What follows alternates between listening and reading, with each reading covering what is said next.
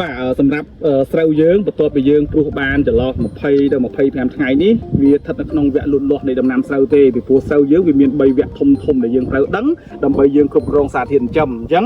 នៅអាយុប៉ុណ្ណឹងគឺវាស្ថិតនៅក្នុងវគ្គលូតលាស់អញ្ចឹងនៅវគ្គនេះគឺវាត្រូវការសារធាតុចិញ្ចឹមសំខាន់ដូចគ្នាតែអ្វីដែលវាត្រូវការច្រើនជាងគេគឺពពុះអាសូតនឹងឯងក៏ប៉ុន្តែនៅដំណាក់កាលនេះកុំឲ្យអាសូតវាលេងខ្លួនខ្លាំងពេកវាដើមរាវក៏យើងត្រូវប្រើបញ្ចូលគ្នាជាមួយនឹងក្រុមជីមីក្រូធាតុដែរអញ្ចឹងក្រោយខ្នងខ្ញុំនេះស្រូវរបស់កសិករយើងនៅខាងឃុំគ្រោះស្រុកស្វាយជ្រុំខេត្តស្វាយរៀងអញ្ចឹងយើងមកនេះមកតាមដានការលូតលាស់របស់ស្រូវគាត់ផងមកណែនាំរូបមន្តឲ្យគាត់ប្រើត្រូវជាមួយនឹងអាយុស្រូវផងអញ្ចឹងខាងអន្ត្រីមាសយើងណែនាំឲ្យគាត់ប្រើប្រាស់ពពួកជីអន្ត្រីស្លឹកវាមានលេខ NPK វា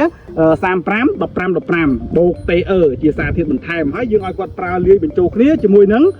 អន្ត្រី5ជាក្រុមជីពពួកមីក្រូធាតុច្រើននៅក្នុងនឹងដែលវាអមជាមួយនឹង NPK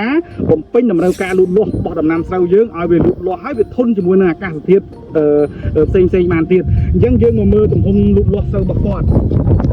អញ្ចឹងនៅដំណាក់កាលស្រូវដូចខ្ញុំថាអញ្ចឹង20ទៅ25ថ្ងៃនេះជាពេលវេលាមួយដែលវាត្រូវការបែកដើមបែកកូនផងវាត្រូវការលូតដើមផងវាត្រូវការផលិតអាហារពណ៌បៃតងនឹងឲ្យដើមវាទាំងមូលផងអញ្ចឹងហើយនៅដំណាក់កាលនេះយើងណែនាំរូបមន្តពីមុខនេះទៅគឺចាំបាច់មែនទែនសម្រាប់ដំណាំស្រូវដើម្បីដុះលូតលាស់បានល្អទាំងប្រព័ន្ធឫសទាំងទំហំដើមទាំងអាហារផ្ទៃពណ៌ស្លឹកនឹងតែម្ដងអញ្ចឹងសម្រាប់ពុកម៉ែបងប្អូនជាអ្នកធ្វើស្រូវអាចទាក់ទងមកពេកជីថ្នាំមន្ត្រីនេះយើងបានយើងមានក្រុមការងារចុះមកសម្រួលដល់ទីតាំងធ្វើផ្ទាល់តែម្ដងបាទហើយនឹងលេខទូរស័ព្ទអ្នកម្ដងបងប្អូនអាចមើលនៅក្នុងវីដេអូយើងបានបាទសូមអរគុណ